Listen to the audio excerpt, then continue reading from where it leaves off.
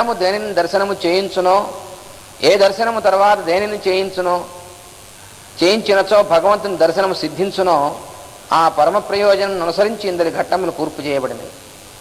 నిన్న మనం కొంత చెప్పుకున్నాం భాగవతం క్రమంలో ఏ క్రమంలో చెప్పారో అని. ఈ క్రమం ప్రత్యేకంగా ఉంటుందని తెలియనటువంటి వాళ్ళకి ఇది కొంచెం తికమకగా ఉందా, గజిబిజిగా ఉందా అనిపిస్తుంది ఈ సంప్రదాయం తెలియకపోతే. ఎందుకంటే మొదటి పర్వంలో కృష్ణుడు నిర్యాణం చెప్పడం ఏమిటి, 10వ పర్వంలో కృష్ణుడు జననం చెప్పడం ఏమిటి, వేదవ్యాసుల వారు కాస్త అప్పుడు ముసలాయన అయిపోయారు కదా, అన్నీ రాసేసి చివరికి రాశారు కాబట్టి కొంత మర్చిపోయి చివరి మొదటికి పెట్టారేమో అని అనిపిస్తుంది సంప్రదాయం తెలియనటువంటి కేవలం పండితులకి. కానీ దీనిలో అందుకనే ఈ సంప్రదాయం ఏమిటో అనేటువంటిది ముందు వివరించారు ఈ రహస్య ప్రకాశంలో.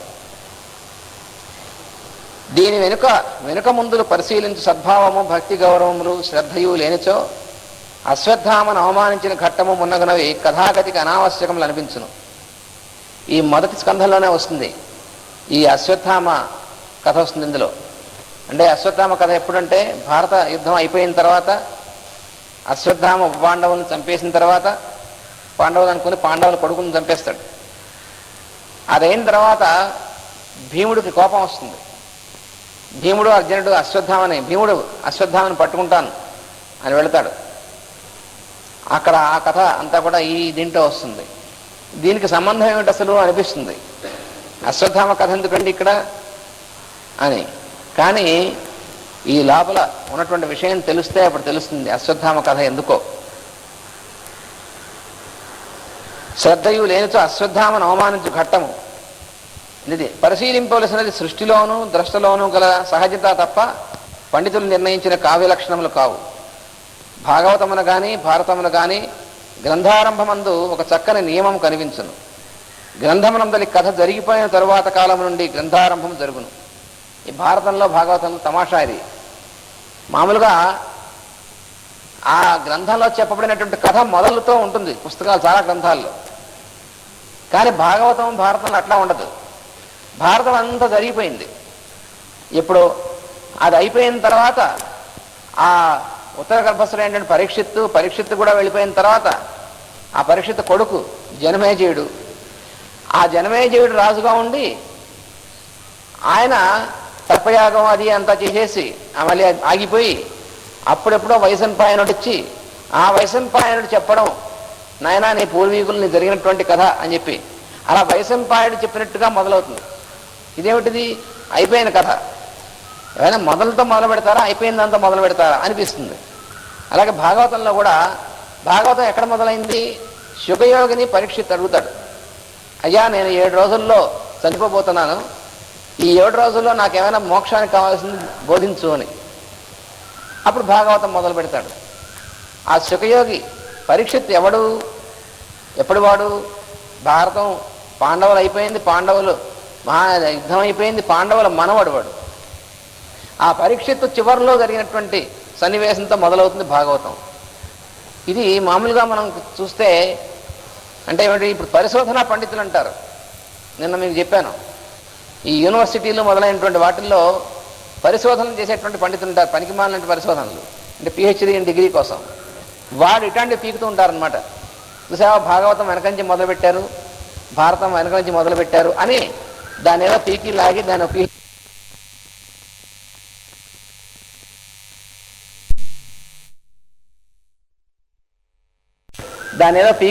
దాని పిహెచ్డీ తీసుకుంటూ ఉంటారు. వాళ్ళకి తెలిసింది లేదు, పెట్టింది లేదు, ఇంకా సంప్రదాయం తెలియదు వాళ్ళకి. అందుకని ఈ సంప్రదాయం తెలుసుకోవాలి, వేద సంప్రదాయం అనేటువంటి తెలిస్తే తప్ప ఇది తెలియదు. గ్రంథమందలి కథ జరిగిపోయిన తర్వాత కాలం నుండి గ్రంథారంభం జరుగును. భారతంలో పరీక్షిత్ జనమేజయుల కాలంలో గ్రంథారంభం చేయబడినది. అట్లే భాగవతము పరీక్షిత్ జననముతో ఆరంభం చేయబడినది. దానికి ఒక పురాణ సంప్రదాయం ఉన్నది. సృష్టి అంతయు ప్రళయం అయిపోయిన వెనుక మరుసటి సృష్టి ఆరంభమై మరలా అంతకు ముందు కథయే జరుగును. ఇది కారణం. అంటే వేదార్థం వెనకాల ఉంటుంది, తెలియాలన్నమాట. ఒక సృష్టి అయిన తర్వాత మళ్ళీ ప్రళయం ఉంటుంది చివరిలో. ప్రళయం అయిపోయిన తర్వాత ఏముంటుంది, మళ్ళీ సృష్టి ఉంటుంది. ప్రళయం అయిపోయిన తర్వాత అందరు ప్రళయంగా ఉండిపోదు. ఆ మళ్ళీ సృష్టి మొదలైనప్పుడు ఎలా మొదలవుతుంది అంటే ఇంతకు ముందులాగే మొదలవుతుంది. ఇది సృష్టిలో ఉన్నటువంటి ఒక ధర్మము. ఇంత తర్వాత బ్రహ్మగారు వచ్చాడు కొత్త సృష్టిలో. ఆయన ఎలా సృష్టించాడండి అన్నాడు. ఇంతకు ముందు ఉన్నటువంటి సృష్టిలాగే సృష్టించాడు. అదేమిటండి పాతదానిలో కొత్తగా అంటూ ఏమీ ఉండదు. ఇది అసలు సృష్టిలో ఉన్నటువంటి రహస్యం. సూర్య చంద్రమసౌ ధాత యథా పూర్వమకల్పయత్ అని తైత్రీయోపనిషత్తులో చెప్తారు. సూర్యుడు చంద్రుడు గ్రహాలు వీటన్నిటిని కూడా సృష్టించాడు ఎవరు? బ్రహ్మగారు. ఎలా సృష్టించాడు? యథాపూర్వం, ఇంతకు ముందు సృష్టిలో ఎలా ఉన్నారో అలాగే సృష్టించాడు. అంటే కొంత మార్పు చేసి సృష్టిస్తే బాగుండు కదా. మార్పు అనేటువంటిది నీ బుర్రలో ఉన్నటువంటిది, కానీ అక్కడ ఉన్నటువంటిది ఎప్పుడూ ఒకటే. మార్పు, కొత్తది పాతది అనేటువంటి అభిప్రాయాలు మన మనసులో ఉండేటువంటివి, మనసులో ఉన్నటువంటి తరంగాలు. కానీ సృష్టి ధర్మం ఎప్పుడు కూడా ఒకేలా ఉంటుంది. అందుకని ఇంతకు ముందు ఎలా జరిగిందో ఇప్పుడు అలాగే జరుగుతుంది, కానీ ఇంకో రకంగా ఉండదు. ఆ సృష్టి యొక్క ఫార్ములా అంటారు దాన్ని, అది ఎప్పుడు కూడా నిరంతరము ఉండేటువంటిది. ఈ జీవులందరూ రావడం పోవడం జరుగుతుంది, కానీ వీళ్ళకి సంబంధించినటువంటి క్రమం ఉందే దాన్ని ఫార్ములా అంటారనమాట. ధర్మం, అది సృష్టి ధర్మం. ఆ ధర్మం మాత్రం శాశ్వతం. ఆ ధర్మమే శాశ్వతుడు, పురాణుడు అనబడేటువంటి సర్వాంతర్యామైన యొక్క స్వరూపము. అందువల్ల అది అయిపోవడం ఉండదు, కొత్తగా రావడం ఉండదు, ఎప్పుడూ ఉండేది. సృష్టి అయిపోవడం, పుట్టడం, అయిపోవడం ఉంటుంది, కానీ సృష్టికి అవతలున్నటువంటి వాడు ఆయనకు అయిపోవడం. అందుకనే అనాద్యంతము, అనాది అనంతము, అంతము లేనటువంటిది, ఆది లేనటువంటిది. అందుకని ఆది మధ్య రహితుడు అంటారు ఆయన్ని. ఆయన సృష్టికి ముందు ఉంటాడు, సృష్టి తర్వాత ఉంటాడు. అందువల్ల సృష్టిలో మొదలైనటువంటిది మొట్టమొదట సృష్టింపబడినటువంటి బ్రహ్మ ఇంతకు ముందు ఎలా ఉందో అలాగే సృష్టిస్తాడు. అందుకని ఈ కారణం చేత ఇంతకు ముందు జరిగిపోయినటువంటి కథతో మొదలైనటువంటివి ఈ గ్రంథాలు, ఈ భాగవతం, భారతం దాన్ని సూచిస్తాయన్నమాట. ఇది సృష్టిలోని మహాసత్యములన్నీ తాతల కథలు మనములు చెప్పుకొనుచున్నట్లు జరుగును. మన తాతగారు కథ చెప్పుకుంటాం అనుకోండి, మనం ఇప్పుడు చెప్పుకుంటున్నాం, కానీ ఎప్పటిదే కథ జరిగిపోయినటువంటి కథ. మన తాతగారితో ముత్తాతగారో బాగా తాతగారు ఇట్లా చేశారు అని చెప్పుకుంటాం మనం. అట్లాగే సృష్టి కూడాను. సృష్టి కూడా ధాతగారు అనేటువంటి తాతగారు అంతకుముందు తాతగారు ఎలా చేశాడో అలాగే చేస్తాడు ఆయన. ధాత అంటే బ్రహ్మ. ఇది ఈ రచనలోని వస్తుధ్వని. వస్తుధ్వని అనగా కథ చెప్పు విధానమున కథ యొక్క పరమార్థము ఇమిడి ఉండును. అంటే కథ ఒకటే కాదు, కథలో ఉన్నటువంటి పరమార్థం కూడా ఆ చెప్పేటువంటి విధానంలోనే ఉంటుంది. అది దీంట్లో కనిపిస్తుంది. జరిగిన విషయమును సూతుడు శౌనకాది మునులతో చెప్పుట ఇందరి కథా సంప్రదాయం. మనం చాలా పురాణాల్లో కూడా చూస్తాం. శౌనకాది మునులకు సూతుడు ఇట్లనియే అని ఉంటుంది పురాణాల్లో. ఎవరండి వీళ్ళు, ఎక్కడ వీళ్ళు ఉండేది, ఎప్పుడో జరిగిపోయిన కథలు తీరిగ్గా కూర్చొని చెప్పుకున్నట్టండి వీళ్ళు. ఆశ్రమాల్లో నైమిషారణ్యం అనేటువంటి ఒక అరణ్యం, ఆ అరణ్యంలో వీళ్ళకి అంతా అన్ని ఏర్పాట్లు అక్కడ ఉన్నాయి కావచ్చు. ఆ నైమిషం అంటే ఏమిటో కూడా తర్వాత వివరించారు ఇందులో. ఇవన్నీ కూడా నైమిషారణ్యం భూమి మీద ఎప్పుడూ ఉంటుంది. దానికి సంకేతంగా పైన ఉన్నటువంటి నైమిష అనేటువంటిది ఉంటుంది. ఈ మునులందరూ కూడా ఈ భూమి మీద భౌతికమైనటువంటి శరీరాలతోనూ ఉంటారు, అవసరమైనప్పుడు. లేనప్పుడు వాళ్ళు ప్రిన్సిపుల్స్ అంటారు, ధర్మాలుగా వాళ్ళు కూడా ఎప్పుడు ఉంటారు. అందువల్ల ఈ సంప్రదాయం మనకి అన్ని పురాణాల్లో ఇట్లా కనిపిస్తుంది. కథలను, వ్యక్తులను, స్వభావములను భగవంతుని యందు ఆరోపించి తెలిసి కొనుచున్నంత తడవు ఆ సమస్తమును వారి హృదయములందు భగవంతుని క్రీడ. ఆ క్రీడలలో గోచరించు పాత్రల రాగద్వేషములు, పాపపుణ్య ప్రవర్తనములు ఎవరికి నష్టము కలిగించనివి. లోకమును కూడా ఇట్లే చూచుట అభ్యసించినచో అందరి జీవులే పాత్రలు. వారి ప్రవర్తనలు కూడా దేవుని క్రీడలోని భాగములై ద్రష్టకు నష్టము కలిగించడం మానును. కుర్రవాణి కొంటి పనుల వలె భగవంతుని యందు ముచ్చట కొలుపుతుండును. సుఖదుఖములు రెండును ముద్దు ముచ్చటలనే కలిగించును. అంటే మనకేంటంటే మామూలుగా చూస్తే ఏమిటో ఇట చెప్పారు అనిపిస్తుంది, కానీ వీటిలో ఉన్నటువంటి కథలు కనుక చదివి ఆ దర్శనం మనకు కలిగితే అప్పుడు మనకు అర్థమవుతుంది. మనకి సృష్టిలో మంచి చెడు, సుఖం దుఃఖం ఇవన్నీ కూడా మనం చూస్తూ ఉంటాం. ఇవన్నీ కూడా భగవంతుడి యొక్క లీలలే అని ఎప్పుడైతే మనకు అనుభవం కలుగుతుందో అప్పుడు మనం సుఖం వచ్చినప్పుడు ఏది సుఖం అనేటువంటిది అనుకుంటామో అది వచ్చినప్పుడు బాగా ఎగిరిపడం, దుఃఖం వచ్చినప్పుడు కుంగిపోవం, రెండు ఉండవు. ఆ స్థితి మనకు కలగాలన్నమాట. అది కలగాలంటే ఈ భగవంతుని యొక్క సృష్టిలోని లీలలు అనేటువంటిది మనకి అభిప్రాయం కాదు, అనుభవం రావాలి. మనకి అభిప్రాయం వస్తుంది మనస్సులో కాసేపు, తర్వాత మళ్ళీ కొంచెం ఇక్కడ మనం భాగవతం చదువుకుంటున్నాము, ఆ చదువుకుంటున్నంతసేపు కూడా అభిప్రాయం బాగానే ఉంది. బయటకు వెళ్ళిన తర్వాత మనం అనుకోనటువంటి సంఘటన, ఏదో మన డబ్బులు పోయాయో, లేకపోతే ఉద్యోగం రివర్షన్ వచ్చిందో, సస్పెండ్ అయ్యో అంటే అప్పుడు మళ్ళీ ఇక్కడ భాగవతం చదువుకున్నప్పుడు సృష్టిలో ఇలా బాగానే ఉంది, కానీ అప్పుడు వెళ్ళేప్పటికీ మళ్ళీ దుఃఖం వచ్చిందనుకోండి, అప్పుడు అంటే అనుభవం అనుభూతిలోకి రావాలి. కానీ కేవలం అభిప్రాయంగా ఉంటే మాత్రం లాభం లేదు. ఆ అనుభూతిలోకి వచ్చినప్పుడు అప్పుడు ఏమవుతుందంటే సుఖేష్ అనుద్విగ్నమనాహ, దుఃఖేష్ అనుద్విగ్నమనాహ, సుఖేషు విగతస్పృహ అని భగవద్గీతలో చెప్పాడు స్వామి. సుఖం కలిగినప్పుడు నా అంతవాడు లేడు అనేటువంటిది విడిచిపడ్డం ఉండదు, దుఃఖం కలిగినప్పుడు అయ్యో ఇంకెలాగనేటువంటి భయపడ్డం ఉండదు, రెండు ఉండవు అటువంటి స్థితి కలిగినటువంటి వాటికి. ఆ స్థితి మనకి ఎప్పుడైతే కలుగుతుందో, అది కలగాలంటే భాగవతం మొదలైనటువంటివి వీటి ద్వారా వీటి యొక్క అనుభూతి మనకు కలిగినప్పుడే కలుగుతుంది. అందుకని ఈ గ్రంథం ఊరికే మామూలుగా చదివేసుకోవడం కాదు, ఆ అనుభూతిలోకి వెళ్ళేంత వరకు దాన్ని వదలకూడదు. ఆ అనుభూతిని ఇవ్వగలిగినటువంటివి ఇవి మాత్రమే. మామూలుగా మిగతా కథలు చదువుతూ ఉంటాం, కావ్యాలు కథలు, అది చదువుతున్నసేపు బాగానే ఉంటాయి, కానీ అనుభూతి ఉండదు. కానీ అనుభూతి ఉన్నటువంటిది ఇవ్వగలిగినటువంటిది ఈ భాగవతం మొదలైనటువంటిది. అందుకు ఇది చదువుకోవాల్సినటువంటిది.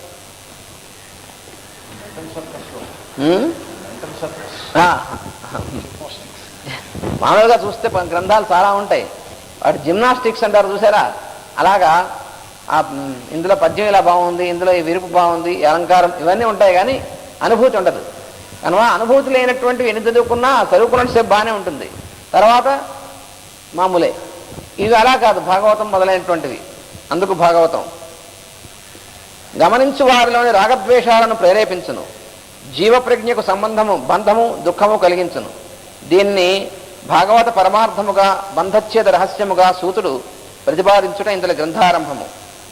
పుణ్యశ్రవణ కీర్తనుడైన కృష్ణుడు తన కథలు వినువారి హృదయములందు నిలిచి శుభములు ఆచరించును, ఆ అశుభములు హరించును. ఈ సేవ వలన నిశ్చల భక్తి కలుగును. అప్పుడు చిత్తము రజస్తమస్సులలోను అందు పుట్టిన కామక్రోధాదుల్లోనూ చిక్కుకొనక సత్వగుణముతో ప్రసన్నమగును. ఈ ప్రసన్నత వలన సంగము విడిచిపోవును. అట్టివానికి ఈశ్వరతత్వజ్ఞానము సిద్ధించును అని సూతుని యొక్క వాక్యములు. సూత మహర్షి మొట్టమొదటి చెప్పాడు ఈ ఉపదేశం భాగవతంలో. ఈ మొత్తం చెప్పబోయేటువంటి కథలన్నీ కూడా వాటి పరమార్థం ఇదే, అది ఇందులో చెప్పినటువంటిది. అటుపైన సూతుడు భాగవతమును సుగమము చేయుటకు కొంత తత్వ వివరణం చేయును. ఈ భాగవతంలో కూడా మొట్టమొదట భాగవతం రచించినటువంటిది వ్యాసుల వారు. ఆయన ఎవరికి ఉపదేశించారు? శుకుడికి ఉపదేశించారు. మొట్టమొదటి ఉపదేశం తీసుకుంది భాగవతాన్ని శుకుడు, శుకయోగేంద్రుడు. ఆ శుకయోగేంద్రుడు పరీక్షిత్తుకి ఉపదేశించాడు. ఆ తర్వాత అక్కడి నుంచి వచ్చి శిష్యుల దాకా వచ్చి అప్పుడు సూతుడు శౌనకాది మహామునులకు వాళ్ళందరికీ ఉపదేశిస్తాడు. అందుకని ప్రతిసారి ఉపదేశించేప్పుడు కొంత వాళ్ళ వ్యాఖ్యానం కూడా కలిగి ఉంటుందన్నమాట. అందువల్ల మొట్టమొదటి ఉపదేశం అక్కడ శుకయోగేంద్రుడు అందుకున్నాడు అన్నమాట భాగవతాన్ని. మూడవ ద్వాపరము చివర వేదవ్యాసుడు జన్మించెను. అతడు రాబో కలియుగ ప్రభావమును గుర్తించెను. అందు యజ్ఞధర్మములు వేదధర్మములు చెదిరిపోకుండాటకు వేదము 4 సంహితలుగా విభజించి 4 శిష్యులచే ప్రచారము చేయించెను. వేదార్థము బోధపడుటకు పురాణ ఇతిహాసములను వివరించి ఆ సంహితకు పంచమ వేదమని పేరు పెట్టాను.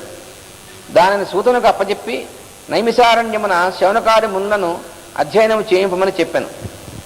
ఇది అక్కడ మొదలైనటువంటిది విధానం. తర్వాత నైమిసారణ్యం మొదలైనటువంటివన్నీ కూడా మళ్ళీ విడివిడిగా చెప్తారు. ఈ భాగవతం లోపల ఉన్నటువంటి విశేషాలని ఎందుకు ఎలా రాశారు అనేటువంటిది కూడా ఈ రహస్య ప్రకాశంలో చాలా లోతుగా తీసుకెళ్ళి వివరించారు. అంటే మామూలుగా మనకి భాగవతం చదువుకుంటాం, పద్యాలు చదువుకుంటాం, కానీ దాని ప్రయోజనం ఏమిటో తెలియాలంటే చాలా తక్కువ ఉంటాయి ఈ తెలిపేటువంటి గ్రంథాలు. అప్పుడు ఈ కృష్ణుడు అటుపైన కృష్ణుడు పరీక్షిత్తును రక్షించుట, కుంతీదేవి శ్రీకృష్ణుని స్తుతించుట ఉన్నది. జీవులకు ఆపదలు దైవమును స్మరింపజేయుటకు వచ్చుతుండనని కుంతి సూచించింది. ఈ కుంతీదేవి స్థుతి కూడా చాలా ముఖ్యమైనటువంటిది. ఈ స్కంధంలో వస్తుంది. స్కంధంలో ఏమని స్థుతిస్తుంది కుంతి? మామూలుగా నిజానికైతే మనం అనుకుంటామంటే కృష్ణుని నమ్ముకున్నాం, మా పిల్లలందరూ చెడిపోయారు అని ఇప్పుడు ఉన్నటువంటి వాడు మనసులో ఉంటుంది.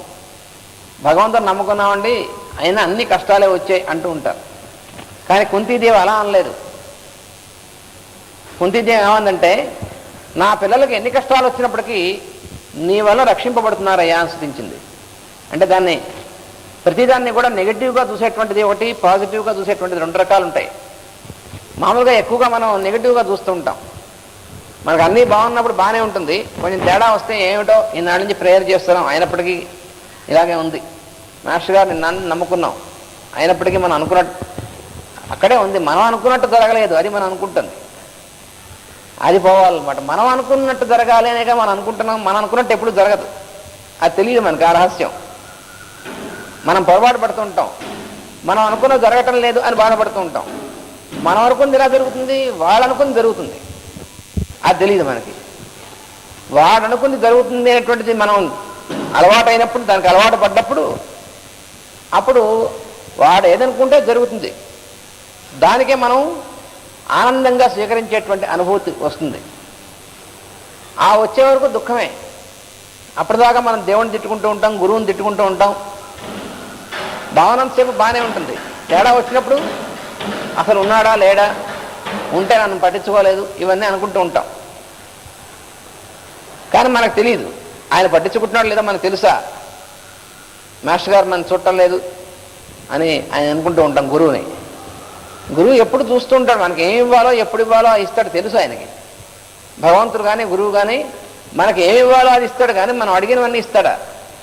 మనం అడిగినవి ఇచ్చామనుకోండి, ఏమవుతాం? మనం ఏమడుగుతామో మనకే తెలియదు. చాలా ప్రమాదం అన్నమాట. అందుకని మనం అడిగినవి ఎప్పుడు ఇవ్వడు భగవంతుడు. రవీంద్రనాథ్ ఠాగూర్ అనేటువంటి ఆయన ఒక ప్రేయర్ రాస్తూ ఆయన అంటాడు, భగవంతుని ప్రార్థిస్తాడు. ఏమని? అయ్యా, నేను అడిగినటువంటి వాటిని నాకు ఇచ్చావే, దానికి నేను కృతజ్ఞుడను అన్నాడు. బాగానే ఉంది, దీంట్లో పెద్ద విశేషం ఏముంది? ఏం లేదు. రెండవ వాక్యం చెప్పాడు, నేను అడిగినటువంటి వాటిలో కొన్ని ఇవ్వలేదు నువ్వు, దానికి మరీ కృతజ్ఞుడి అన్నాడు. I am grateful to you for what you have given to me. I am more grateful to you for what you have not granted to me అన్నాడు. ఈ రెండోది అసలు ముఖ్యమైనటువంటిది. ఎందుకంటే మనం అడిగినవన్నీ ఇస్తే ఏమడుగుతాం? మనం ఎంత మనకి ప్రమాదమైనటువంటివి, ఇతరులకు ప్రమాదమైనటువంటివి అడుగుతుంటాం. మనం అవన్నీ ఇస్తాడా? ఇవ్వడు. అందుకని మనకి ఆయన ఇవ్వదలుచుకుని ఇస్తాడు, దాన్ని మనం ఆనందంతో స్వీకరించేటువంటి అలవాటు మనకు కావాలి. అప్పుడు ఇబ్బంది లేదు, అప్పుడు సమర్పణ అంటే. అందుకని భాగవతంలో మనకి వచ్చేటువంటి సందేశం ముఖ్యమైనటువంటిది అదే. భగవంతుని అస్తిత్వమును గుర్తింపచేయుటకై శ్రీకృష్ణుడు ద్రౌపదికి ఒక విధముగాను, కుంతికి ఒక విధముగాను, ధర్మజునికి ఒక విధముగాను, ఉత్తరకు ఒక విధముగాను, భీమునికి ఒక విధముగాను, అర్జునులకు ఇంకొక విధముగాను, అశ్వత్థామకు ఒక విధముగాను సంబంధించి ఉండుట పై ఘట్టములలో అతని క్రీడగా వర్ణింపబడినది. మనం జాగ్రత్తగా చదవాలన్నమాట. జాగ్రత్తగా చూస్తే అర్థమవుతుంది. ఆయన ఎవరితో ఎలా ఉన్నాడో చూస్తే ఒక్కొక్కడితో ఒక్కోలా ఉంటాడు. అదేమిటండి? భగవంతుడు అయ్యండి అందరితో ఒకలాగా, ఆయన ఒకలాగే ఉంటాడు, కానీ ఎవరి అనుభూతి వాళ్ళకి వేరుగా ఉంటుంది. అది మనకు అర్థం కావాలంటే ఈ కుంతి, ద్రౌపది వీళ్ళ యొక్క వృత్తాంతాలు చదివితే అర్థమవుతుంది మనకి. అందుకని అది చివరికి మనకి ఏమర్థం అవుతుందంటే, ఈ మొత్తం అంతా కూడా భగవంతుడి యొక్క లీలా విశేషం అనేటువంటిది ఎలా ఉంటుందో అది భాగవతంలో మనకు తెలుస్తుంది. అది జీవేశ్వరుల సంబంధము. ఈ ఎటువంటి సంబంధమైనా సరే జీవుడు ఈశ్వరుడు, ఆ భగవంతుడికి జీవుడికి ఉన్నటువంటి సంబంధమే ఇక్కడ మనకు కనిపిస్తూ ఉంటుంది. తను ఆశ్రయించిన వారికి తన అస్తిత్వం నొసగొటే ఈ సంబంధము. దీనిని మరొక విధముగా సమన్వయించి చెప్పుటకు కృష్ణుని ద్వారకా నగరాగమనం వర్ణింపబడినది. హస్తినాపుర వీధుల్లో చూస్తున్న పురజనులందరూ వాని బాల్యలీలను వివిధముగా ప్రశంసించుకున్నది. అతడు ద్వారకలో ప్రవేశించున్నప్పుడు ద్వారకావాసులందరూ బిడ్డల చందమున గద్గద స్వరమును సంభాషించుతూ మ్రొక్కిరి. ద్వారక అన్నది నవద్వారములు గల పురమకు శరీరమునకు సంకేతము. శరీర ధర్మములకు సంబంధించినంత వరకు జీవులు దేవుని ఎట్లు భావించుతున్నారు, ఒకరితోనొకరికి గల సంబంధ బాంధవ్యముల రూపముననే అనుభవించుతున్నారు. అది ఇక్కడ ద్వారక అనేటువంటిది. ద్వారక అనేటువంటిది ఉంది, కానీ ద్వారకలో ఉన్నటువంటి వాళ్ళకి వాళ్ళ కృష్ణుడితో ఎలాంటి సంబంధం ఉంది వాళ్ళకి అని అంటే, మనం మామూలుగా జీవులు ఒకరితో ఒకరికి ఎలాంటి సంబంధం ఉంటుందో అట్లాగే ఉండదన్నమాట. అంటే భౌతికమైనటువంటి సంబంధం లాగే. ద్వారకలో ఉన్నటువంటి వాళ్ళని అడిగితే వాళ్ళు ఏమంటారు, కృష్ణుడు వాడు మా చుట్టమే లేవోయ్ అంటారు ద్వారకలో వాళ్ళు. కృష్ణుడు మా చుట్టమే లే అంటే అర్థం ఏమిటి, మనకి అవసరం వచ్చినప్పుడు మన కోసం ఎవరి కోసం పనిచేస్తాడు అన్నట్టుగా అనమాట. కానీ ఆ ముందు వ్రజగోకులంలో ఉన్నటువంటి వాళ్ళు ఉన్నారు, వాళ్ళని అడిగితే వాళ్ళే ఉంటారు, మేము ఆయన సంబంధించిన వాళ్ళం ఉంటారు. రెండుకి తేడా ఏమిటండి, మేము ఆయనకు సంబంధించిన వాళ్ళం ఉంటారు వీళ్ళు, వాడు మాకు సంబంధించినటువంటి వాడు అంటారు వీళ్ళు. వాడు మాకు సంబంధించిన వాడు అంటే అర్థం ఏమిటి, వాడు మాతో పాటు ఉన్నాడు, అవసరమైనప్పుడు మాకు పనికొస్తాడు అని దాని ఉద్దేశం. ద్వారకలో ఉన్నటువంటి వాడు. అక్కడ ఉన్నటువంటి వాళ్ళకి మేము ఎందుకున్నాం, ఆయన సేవించడం కోసం ఉన్నాం, ఆయన కోసం అనేటువంటిది. అంటే ఇదేమో సమర్పణ బుద్ధి, అదేమో లోపబుద్ధి. అది తేడా అక్కడ ఇక్కడికి. అందుకనే నారద మహర్షి భక్తి సూత్రాల్లో ఉదాహరణ ఎవరిని గురించి ఇచ్చాడు, యథా వ్రజవాసినాం అన్నాడు. అంతేగాని ఇంకెవరిని ఉదాహరణ చెప్పలేదు. కారణం ఇది. ఇలాగా ఇందులో ఉన్నటువంటి ఘట్టాలు ప్రతి ఘట్టం కూడా ఎందుకు ఇచ్చేశారు అనేటువంటిది వివరించారనమాట. అశ్వత్థామ ఘట్టం కూడా ఉందని చెప్పుకున్నాం. ఈ అశ్వత్థామ ఘట్టం ఎందుకుంది, అశ్వత్థామ ప్రయోగించిన బ్రహ్మశిరస్సు అన్న అస్త్రము వలన ఉత్తర గర్భమునున్న శిశువు బాధపడిన వెంటనే వాని స్మరణలో భగవంతుడు స్మరించి వానిని బాధ నుండి రక్షించను. ఈ ఘట్టమున జీవుడు గర్భస్థుడొకట, అతని మనస్సు ఏర్పడుట, అతని కలుగు వేదన, అందు నిలిచి పిండోత్పత్తిని క్రమాభివృద్ధిగా కలిగించు భగవంతుని వాసుదేవతత్వముగా వ్యాఖ్యానింపబడినది. తల్లి ఏ బాధ కలిగినను కృష్ణుని స్మరించి ప్రార్థించుట పరిపాటి అయినది. దాని ప్రభావమున ఉత్తర గర్భమున శిశువు బాధ కలిగినప్పుడు అదే రూపము అదే ధ్యానము అప్రయత్నముగా అబ్బినవి. ఇది కూడా మనకు కనబడుతుంది ఇందులో. పరీక్షిత్తు గర్భంలో ఉన్నప్పుడే అశ్వత్థామ బ్రహ్మశిరో నామకాస్త్రాన్ని ప్రయోగిస్తాడు. ఆ ప్రయోగించినటువంటి అస్త్రం ఈ గర్భంలో ఉన్నటువంటి శిశువు దగ్గరికి వెళ్ళి తాకుతుంది. దాని యొక్క వేడికి తాపానికి ఆ బాధ భరించలేక ఏం చేస్తాడు, కృష్ణుడిని స్మరిస్తాడు. వీడికి తెలిసి కృష్ణుడు స్మరించడం గర్భంలో ఉన్నటువంటి వాడికి, ఎందుకంటే వాడి తల్లి ఎప్పుడూ నిరంతరం ఉత్తర కృష్ణ భక్తురాలు, ఆవిడెప్పుడు కూడా కృష్ణుడినే స్మరిస్తూ ఉంటుంది. తల్లి యొక్క దీనివల్ల గర్భంలో ఉన్నటువంటి శిశువు కూడా కృష్ణుడిని స్మరిస్తాడు. అందువల్ల ఈ కృష్ణుడు ఏం చేస్తాడంటే సూక్ష్మ స్వరూపుడై ఆ లోపలికి వెళ్ళి ఆ అస్త్రం నుంచి వీడిని రక్షిస్తాడు. అది జరిగినటువంటిది. ఇలాగా ఈ ఘట్టాలు ఒక్కొక్కదాన్ని ఎందుకు ఇచ్చారు అనేటువంటిది అన్నీ కూడా వివరించారు ఇందులో. ఇంకా ఏం చేస్తున్నారంటే, విశ్వము సర్వము ఈశ్వరుని అధీనము, అతడు జీవులను ఒకదానితోనొకటి చేర్చుతూ విడదీయుట క్రీడగా నడుపుతుండను. ఇదొకటి ఈ మన భాగవతంలో మనకు వచ్చేటువంటి సందేశం. ఈ మొత్తం సృష్టి అంతా కూడా ఎవరి యొక్క అధీనంలో ఉంటుంది, ఈశ్వరుడు. ఈశ్వరుడు అంటే ఎవరు, ఈశ్వర సర్వభూతానాం హృద్దేశే తిష్టతి అన్నాడు. అంటే సమస్త జీవులకి హృదయం అంటే కేంద్ర స్థానంలో ఉండేటువంటి వాడు, అక్కడ ఉండి నడిపిస్తూ ఉండేటువంటి వాడు, వాణ్ణి ఈశ్వరుడు అంటారు. అందుకని ఈ సృష్టిలో జీవులందరినీ కూడా కాసేపు దగ్గర తీసుకురావడం, కాసేపు మళ్ళీ దూరంగా చేయడం, ఇవన్నీ చేస్తూ ఉంటాడు. ఎవడు, ఆ ఈశ్వరుడు. మొత్తం నడిపేటువంటి వాడు, వాడిది కంట్రోల్ అంతా కూడా. అందువల్ల దగ్గరికి తీసుకొచ్చినప్పుడు ఆ జన్మలో మనం వీళ్ళు భార్యాభర్తలు, తల్లిదండ్రులు, అన్నదమ్ములు, ఇట్లాగా ఈ సంబంధాలు అనేటువంటివి. తర్వాత మళ్ళీ అయిపోయిన తర్వాత ఎప్పుడు ఇలా ఉండదు. తర్వాత ఎలా కలపదలుచుకున్నాడో అలా కలుపుతాడు. అది మనకు సంబంధించినటువంటిది కాదు, ఆయన కంట్రోల్లో ఉంటుంది, మన కంట్రోల్లో ఉండదు. అందువల్ల జీవులందరినీ ఎప్పుడు దగ్గరికి తీసుకురావాలి, ఎప్పుడు మళ్ళీ విడదీయాలి, అది ఆయనకు తెలిసినటువంటిది. అదే ఎందుకయ్యా అలా చేస్తాడు అంటే క్రీడ అన్నాడు. అదేమిటి అలాంటి క్రీడ ఏమిటంటే బొత్తిగాను ఇంకేదైనా ఆట ఆడుకోవచ్చుగా, ఇలాంటి ఆట ఎందుకు ఆడుకుంటున్నాను, నా ఇష్టం అంటాడు. ఆయనకి మనకు సమాధానం చెప్పాల్సిన స్థితిలో లేడు కదా ఆయన. ఎందుకంటే ఎవరితోనూ ఎటువంటి మొహమాటం లేదు. అందువల్ల ఏమి ఈ పని ఎందుకు చేస్తున్నామని అడగడానికి అవకాశం లేదు ఆయన. భగవద్గీతలో అని చెప్పాడు, నమే పార్థాస్తి కర్తవ్యం త్రిషు లోకేషు కంచన. ఈ ఎక్కడ ఏ లోకంలో కూడా నేను చేయవలసిన పని అంటూ నాకేం లేదు, అయినప్పటికీ నేను పనిచేస్తూ ఉంటా. అయితే ఈ పని నువ్వు ఎందుకు చేసావు అని అడగడానికి ఎవరికి అవకాశం లేదు. లీల, నా ఇష్టం, నేను ఆడుకుంటున్నా అన్నాడు. పిల్లవాడు ఆడుకుంటూ ఉంటాడు, ఆ ఇసుకలో కూర్చుని ఇసుకలో ఇలా చేస్తూ ఉంటాడు, మళ్ళీ చేస్తూ ఉంటాడు. ఎందుకురా ఇలా చేస్తున్నావు? మనకేమిటంటే ఇల్లాజికల్గా కనిపిస్తుంది. ఏమిటి వీడు ఇలా చేయడం ఏమిటి, ఇలా పాడు చేయడం ఏమిటని. వాడి దృష్టిలో, పిల్లవాడి దృష్టిలో అది ఆట. ఇదేం ఆట రా అంటే వాడు అవును ఇదే ఆట అంటాడు. వాడు దానికి సమాధానం ఏముంది, వాడికి అది అనుభూతి. ఇది మనకి పెద్దవాళ్ళం అయ్యాం కాబట్టి దాంట్లో లాజిక్ ఇవన్నీ ఉంటాయి. మనకి వాడికి లాజిక్ ఉండదు, అనుభూతే ఉంటుంది పిల్లవాడికి. మనం కూడా అలా ఉండేవాళ్ళం, కానీ వీఆర్ అడల్టరేటెడ్ ఇంటూ అడల్ట్స్ అన్నారు మాస్టర్ గారు. మనం పెద్దవాళ్ళం అయిన తర్వాత లాజిక్ వచ్చింది. ఈ లాజిక్ వచ్చేప్పటికీ అనుభూతి కాస్తా పోయింది. అందుకని ఆట లేదు, ఏమీ లేదు.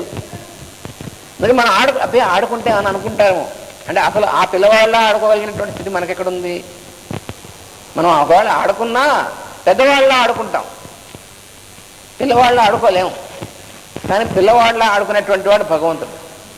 అందుకని భగవంతుడి యొక్క క్రీడ అన్నారు మొత్తం అంతా కూడా.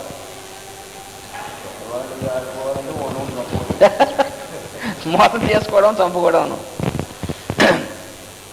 ఎడ్లకు ముక్కున చిల్లు పొడిచి అందుండి త్రాడు దూర్చి పనుల యందు వినియోగించినట్లు వాక్కు అను త్రాటిచే పేర్లు మొదలగు ముడులు పెట్టి అనేక సంబంధములతో దేవుడు జీవులను నడిపించును.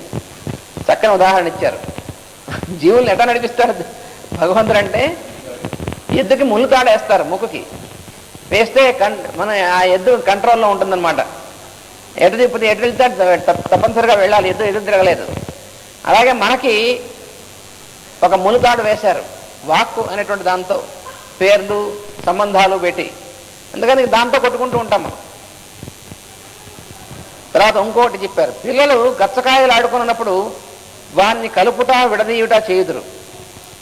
బంతి ఆట ఆడినప్పుడు బంతిని లాగికొనుట తోసివేయుట కూడా చేయుదురు. బంతి కొరకై పరిగెత్తుటలో వారు కలిసి కొనుట విడిపోవట చేయుదురు.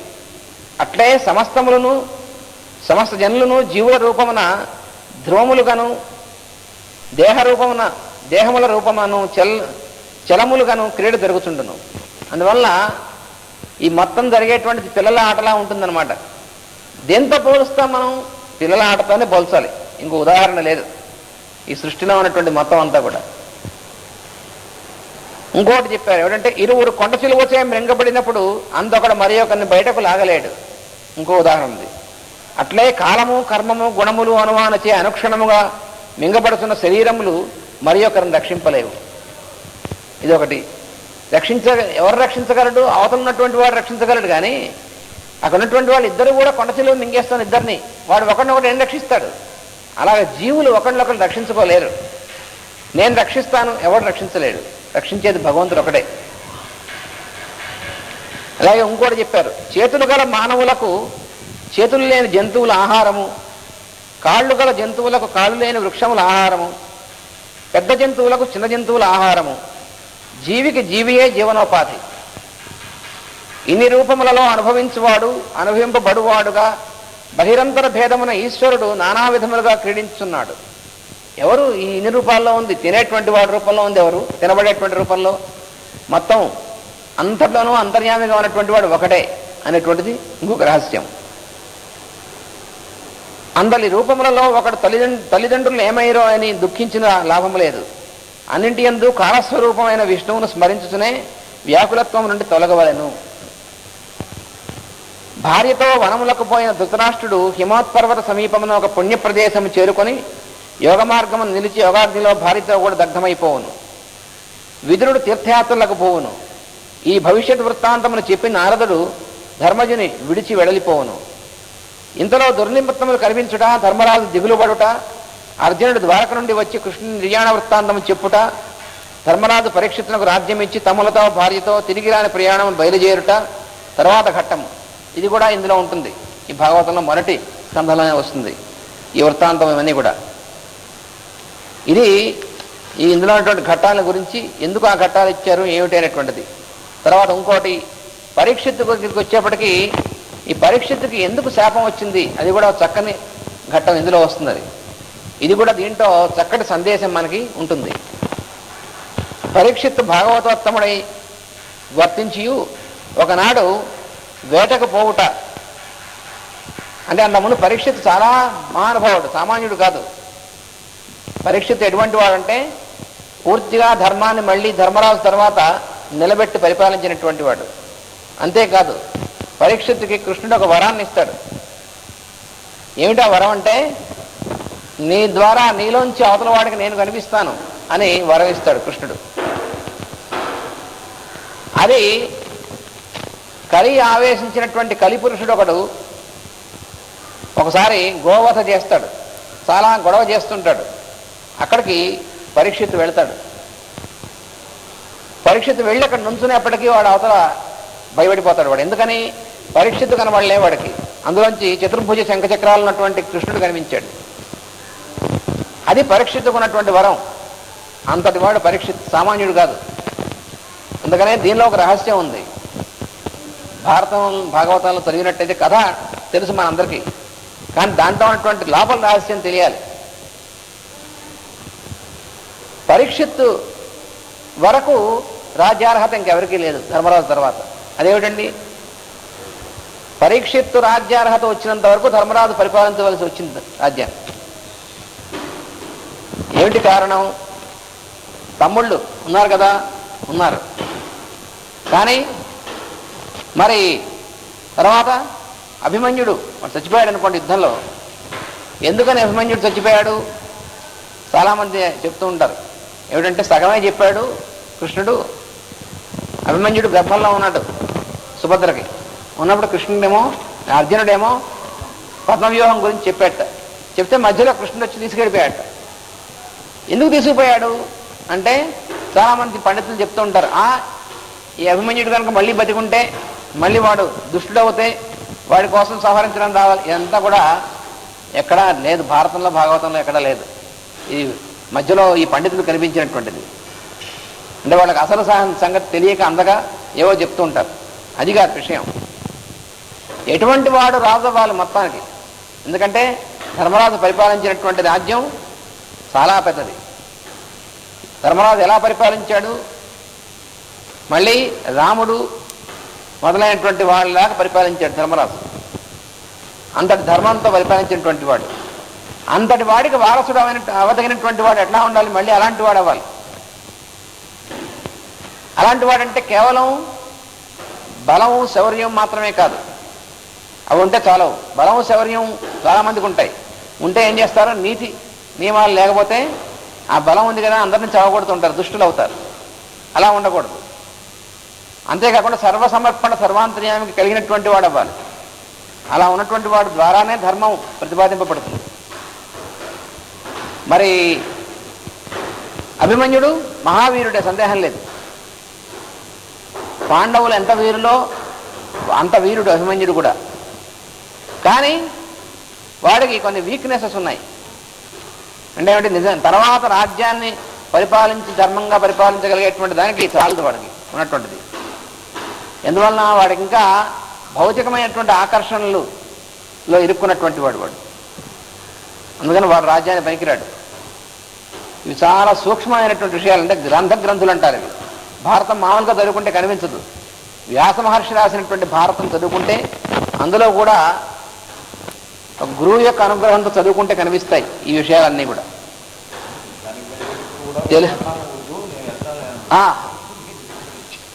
యుద్ధానికి వెళ్ళేప్పుడు కూడా వెళ్ళమంటావా అని ఆజ్ఞ తీసుకుని వెళ్ళలేదు, నేను వెళతాను అని బయలుదేరాడు వాడు.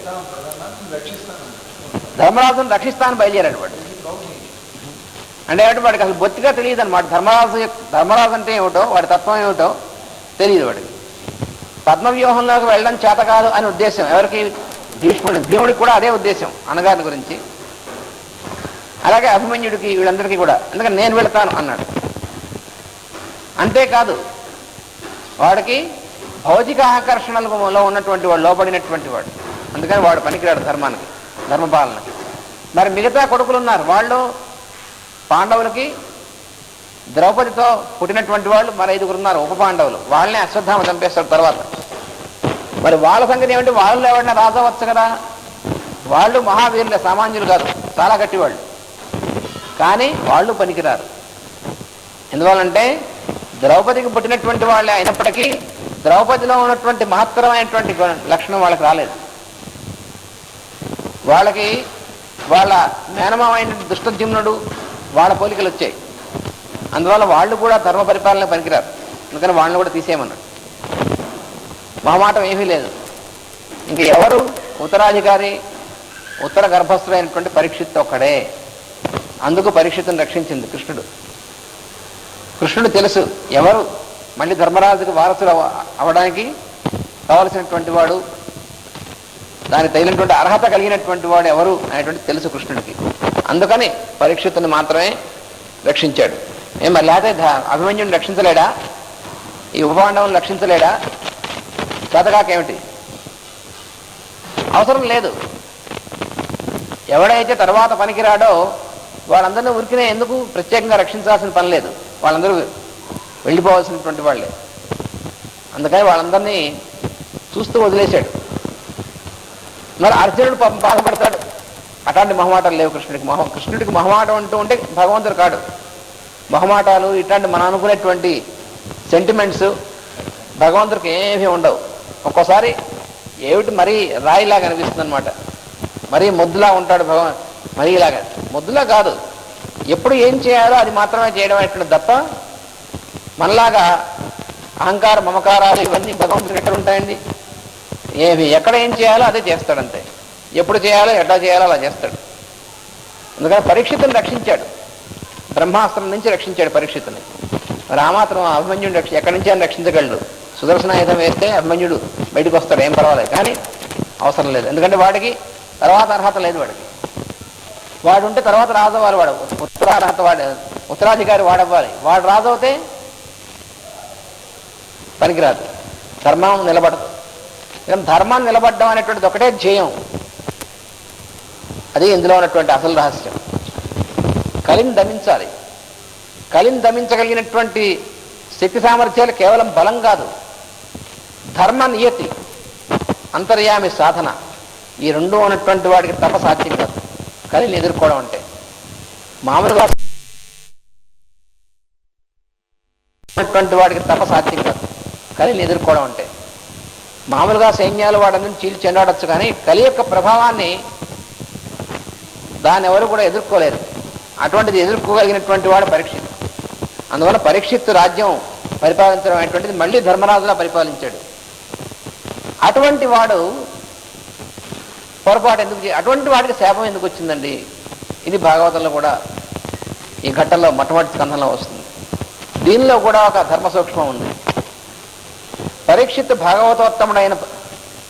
భాగవతోత్తముడై వర్తించియు ఒకనాడు వేటకు పోవుట, దప్పికతో శమీకముని ఆశ్రమమును చేరుట, ధ్యానమునున్న ముని తన దప్పిక తీర్చలేదని కోపించి ఒక చచ్చిన పామును వాని మెడలో నుంచి పోవుట, మునికుమారుడు శృంగి కోపించి 7 దినములలో పరీక్షితు సర్పదష్టుడై చనిపోవును అని శపించుట. అది జరిగింది వృత్తాంతం. కొడుకు శపించాడు. వీడు శృంగి, వీడి పేరు శృంగి. అంటే శృంగం అంటే కొమ్ములు గలవాడు అన్నమాట. వీడు అంటే కొమ్ములు ఇలా విసురున్నట్టుగా వాడు శపించేశాడు. కానీ ఈ ధ్యానంలోంచి బయటకి వచ్చిన తర్వాత శమీక మహాముని వచ్చాక తెలుసుకుంటాడు జరిగినటువంటిది.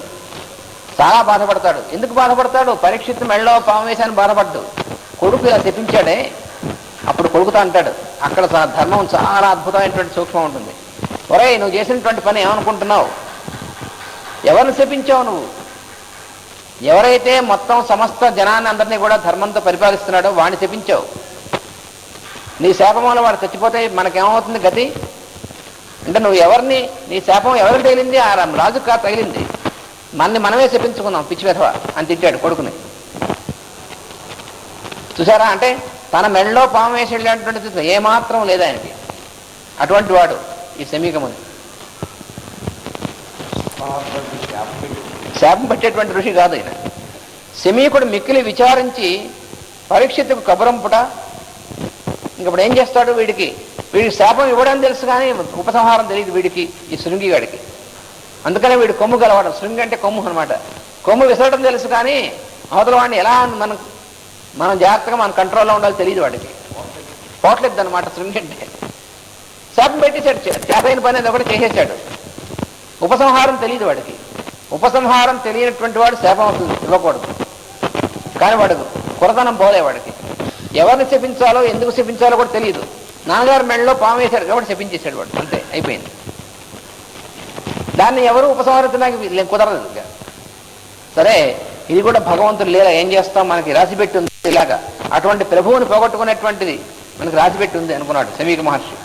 అప్పుడు కబరంపిస్తాడు పరీక్షిత్ మహారాజుకి, అయ్యా ఇటువంటి అపచారం జరిగింది అని.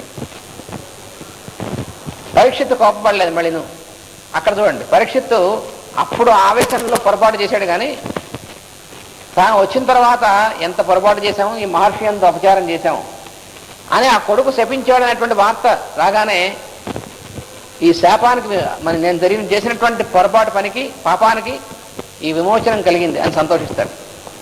అటువంటి వాడు పరీక్షిత్తు. అంతేగాని నన్ను శపిస్తాడా వాడిని బంధించి తీసుకురండి అనలేదు. అలా అంటే వాడు పరీక్షిత్తు కానే. అందరూ ఆహ్వానించి ప్రాయోపవేశం చేయుట, అతని కడకు దైవయోగమున పిలువకయే సుఖమహర్షి వచ్చుట చెప్పబడింది. ఇది ప్రథమ స్కంధమందలి కథా సంవిధానము.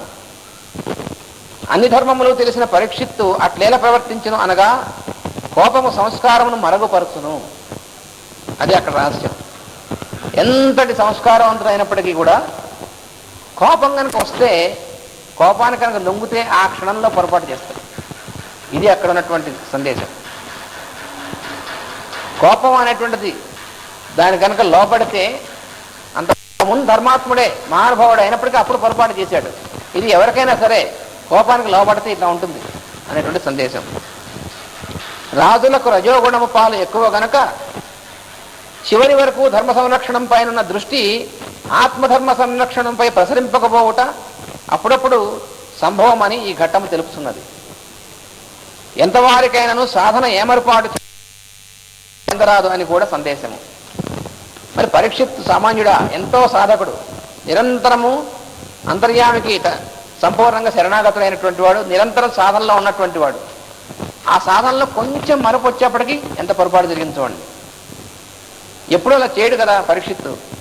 అలాగే మనకు కూడా సందేశం ఏమిటంటే, ఇన్ని సంవత్సరాల నుంచి మనం సాధన చేస్తున్నాం, ఇంక పర్వాలే అనుకున్నారా, పడిపోయారనమాట. అది మనకు సందేశం ఈ కథలో. మనం ఇంతకాలం నుంచి రోజు పూజ చేస్తున్నాం, ఈ ఒక్కరోజు చేయకపోతే ఆ ఒక్కరోజు పొరపాటు చేస్తాం. ఎప్పుడైతే మరపు వస్తుందో, అంతర్యామి ఎప్పుడైతే మర్చిపోతామో అప్పుడే పొరపాటు చేస్తాం. అదేమిటండి, ఇన్ని సంవత్సరాల నుంచి చేస్తూ ఒకరోజు చేయకపోతే, మనం చిన్నప్పటి నుంచి మనం భోజనం చేస్తున్నాం కదా, ఓ రోజు మానేస్తున్నావా? ఎందుకు అజీర్తి చేసినప్పుడు ఎప్పుడో తప్ప. ఇది అటువంటిది. భోజనం ఎంత ఆవశ్యకమైందో, శ్వాస పీల్చుకోవడం ఎంత ఆవశ్యకమో, సాధన కూడా అంతే ఆవశ్యకము. సాధన చేస్తున్నంతసేపు దానిలో ఉంటాం, మానేస్తే కింద పడిపోతాం. సైకిల్ తొక్కేటువంటి వాడు ఉంటాడు, వాడు తొక్కుతుంటే బ్యాలెన్స్ ఉంటుంది కానీ తొక్కడం మానేసి సైకిల్ మీద ఉండగలడా, పడిపోతుంది సైకిల్. అందుకని సాధన, మొదట్లో సాధన అనేటువంటిది ఎందుకు చేయాలంటే దాన్ని నిలబడడం కోసం చేయాలి. తర్వాత ఆ ఉన్నటువంటి స్థితి పడిపోకుండా ఉండడం కోసం చేయాలి. అందుకని ఎప్పుడూ సాధన చేయవలసిందే, మారేయడానికి వీల్లేదు. అందుకనే భగవద్గీతలో ఈ ప్రశ్న వేశాడు అర్జునుడు. యజ్ఞము, దానము, తపస్సు అనేటువంటి 3 చేయాలా వద్దా? అదే ఒక స్థితి వచ్చిన తర్వాత మానేయచ్చా? మానడానికి వీల్లేదన్నాడు. యజ్ఞదాన తపఃకర్మ నత్యాద్యం కార్యమేవ తత్. ఎందుకని? యజ్ఞో దానం తపశ్చైవ పావనాని మనీషిణాం. వాడు ఈ 3 చేస్తుంటే ప్యూరిఫికేషన్ జరుగుతూ ఉంటుంది. ఎప్పుడు మానేస్తే అప్పుడు మళ్ళీ ఇంప్యూర్ అవుతుంది. ఒకరోజు తోవడం మానేసినప్పుడు రాగి పాత్రని కిలుం పడుతుంది. అందుకని రోజు తోముకోవాల్సిందే, కిలుం పట్టకుండా ఉండాలంటే. అందుకని మనం రోజు ప్రేయర్ చేసుకోవాల్సిందే, రోజు భగవంతుని స్మరించాల్సిందే. అప్పుడు మనం ఉంటాం తప్ప ఎప్పుడు మానేస్తే అప్పుడు మనకి లోపల కిలుం పడుతూ ఉంటుంది. అది ఇక్కడ సందేశం. ఇక శృంగి ఇచ్చిన శాపము, దాని గురించి ఏమిటి అన్నారు. విష్ణు ధర్మం అలవరుచుకున్నటలో సాధన తపస్సు కాక వయస్సు యొక్క పరిపాకము కూడా ఎక్కువ మందికి ఆవశ్యకము. అది శృంగి విషయంలో. శృంగి ముని కుమారుడే, తపస్సు చేశాడు వాడు, కొన్ని శక్తులు వచ్చాయి వాడికి. కానీ వాడి వయస్సు పరిపాకం రాలేదు, వాడికి మెచ్యూరిటీ అనేటువంటిది రాలేదు. అందుకని చేతిలో శాపం ఉంది కాబట్టి వేసేశాడు అస్త్రం. శక్తి వచ్చింది వాడికి, తపస్సు చేశాడు వాడు కూడా. ముని కుమారుడు చిన్నప్పటి నుంచి సహజంగా తపస్సు చేశాడు. శపించేటువంటి శక్తి వచ్చిన చేతిలో ఒక ఆయుధంలాగా శపించేశాడు. అది శృంగితో ఉన్నటువంటిది కురదానం అన్నమాట. సాధన వలన తపశ్శక్తి సహజముగా కలిగినను దానికి ఆత్మధర్మమునకు సంబంధం లేదని కూడా తెలియచున్నది. సాధన వల్ల కొంత ఇది వస్తుంది, కానీ ఆత్మ ధర్మం అనేటువంటి తెలియకపోతే మనం కూడా ఏం చేస్తామంటే కొన్ని ఉపాసనలు అవి చేసామనుకోండి, వస్తాయి కొన్ని తెలియకుండానే. మనకు శక్తులు వచ్చాయి కావచ్చు అని అనుకున్నామా, పడిపోతాం. భారతంలో అలాగే ఒక కథ ఉంది. వాడు కౌశికుడు అనేటువంటి వాడు బ్రహ్మాండమైన తపస్సు చేసి శక్తి పొందుతాడు. చేస్తే వాడు చెట్టు కింద పడుకుని ఉంటే పైనుంచి పక్షి రట్టేసింది వాడి మీద. కోపంగా చూసేట, పక్షి చచ్చిపోయి కింద పడిపోయింది. వెంటనే మనకు శక్తులు వచ్చాయి అనుకున్నాడు వాడు. ఊళ్ళోకి వెళ్ళాడు. వెళ్ళి భవతీ భిక్షాం దేహి అని, అక్కడ ఒక తల్లి ఉంది. ఆవిడ భర్తకి సేవ చేస్తుంది, అందుకని ఆలస్యమైంది బయటికి రావడం. బయటకు వచ్చింది ఆవిడ కొంతసేపు. నా అంత వాడిని ఇంతసేపు నిలబెడుతుందని కోపంగా చూసేట ఆవిడకేసి. ఏమీ అవ్వలేదు. ఆవిడ చెప్పింది, నాయన నువ్వు కోపంగా చూసినా నేను అడవిలో పక్షిని కానీ కింద పడిపోవడానికి ఈవిడికి రా తెలిసింది అనుకున్నాడు వాడు. అంటే తనకే శక్తులు వచ్చాయనుకుంటుంటే పొరపాటు పడ్డాడు వాడు. అందుకని ఆ మాత్రం శక్తులు వచ్చినా కంగారు పడకూడదు, శక్తులు కావాలి. అందుకని ఆత్మధర్మం తెలియాలి. అది తెలియకపోతే బ్యాలెన్స్ ఉండదు. ఎప్పుడో మనం ఎవరైనా తిట్టామనుకోండి, వాళ్ళు జరిగిందనుకోండి, ఇక మనం ఎవరైనా తిట్టచ్చు అనుకుంటే ఎట్లా, ఆ తర్వాత టెంకు పగులుతుంది అలా తిడితే మనకే.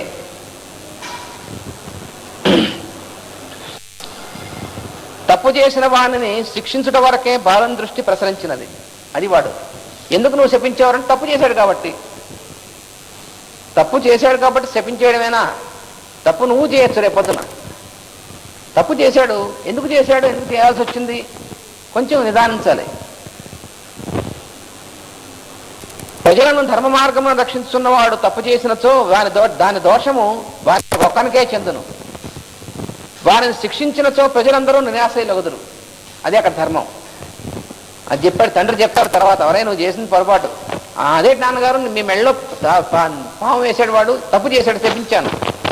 ఒరే తప్పు చేస్తే ఆ తప్పు ఫలితం ఆయన ఒక్కడికే చెందింది, కానీ ఇప్పుడు నువ్వు ఆయన శపించావు, ఇది ఎవరికి చెందింది? మొత్తం ప్రజలందరూ నిరాశలైపోయారు.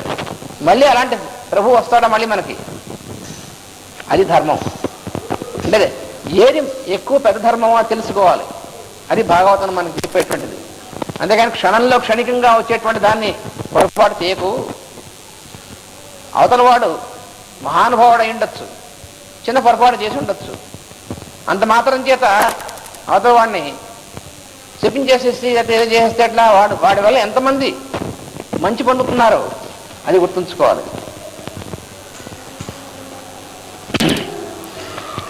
ఈ ధర్మము శమీకుని పాత్ర వలన విశదము చేయబడినది. తపస్వి, ఋషి, బ్రహ్మర్షి, రాజర్షి అనున్నవి వేరువేరు స్థితులు. శృంగి కేవలం తపస్వి. వాడు జస్ట్ స్టార్టింగ్ అనమాట. వాడు తపస్సు చేశాడు, శక్తి వచ్చిందంతే. శమీకుడు బ్రహ్మర్షి, అందుకని వాడికి వీడికి అంత తేడా ఉంది.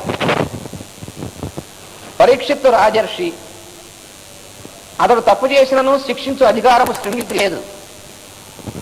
శక్తి మాత్రం ఉన్నది, అక్కడ తేడా ఉంది. శక్తి ఉండడం వేరు, అధికారం ఉండడం వేరు. రోడ్డు మీద వెళుతూ ఉంటాం, ఎవడో పొరపాటు పని చేశాడు, వెంటనే వాడిని తీసుకొచ్చిన వాళ్ళు తను కట్టే చేసిన వాళ్ళు తనే చేయొచ్చు, శక్తి ఉంటుంది మనకి. కానీ అధికారం ఎవరికి ఉంది? మనకు లేదు.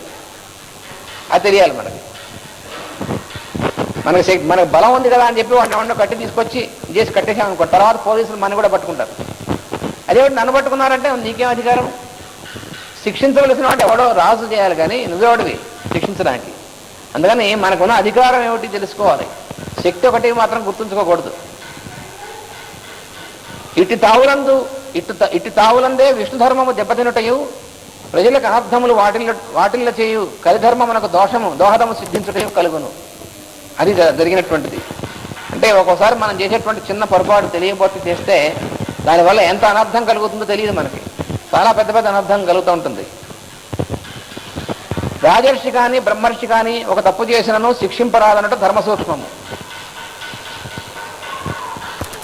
వాడు తప్పు చేసినటువంటి వాడు ఎంతమందికో ఉపయోగపడేటువంటి వాడు అనుకోండి, వాడు తప్పు చేస్తే కొంచెం ఆలోచించాలి, వెంటనే వాడిని శిక్షించేయకూడదు. అందుకని రాజర్షి బ్రహ్మర్షి వాళ్ళంటే ఎటువంటి వాళ్ళు? తమ కోసం తాము జీవించేటువంటి వాళ్ళు కాదు రాజర్షులు అంటే. బ్రహ్మర్షులు అంటేను వాళ్ళు నిరంతరం లోకహితార్థం పనిచేసేటువంటి వాళ్ళు. అలా ఉన్నప్పుడే వాడు రాజర్షి కానీ బ్రహ్మర్షి కానీ అవుతాడు. అంతేకాని రాజర్షి బ్రహ్మర్షి అనేటువంటివి ఇప్పుడు ఇచ్చేటువంటి పదవులు లాంటివి కానీ లేకపోతే ఈ బిరుదులు ఇస్తూ ఉంటారు. ఎవరు ఇవ్వకపోతే వాళ్ళు పెట్టుకుంటూ ఉంటారు, రాజర్షి అని రాసుకుంటూ ఉంటారు. అలా ప్రతి సత్సన్నాసులు కాదు రాజర్షులు అంటే బ్రహ్మర్షులు అంటేను. అది ఎంతో సాధన వల్ల లోకహితార్థం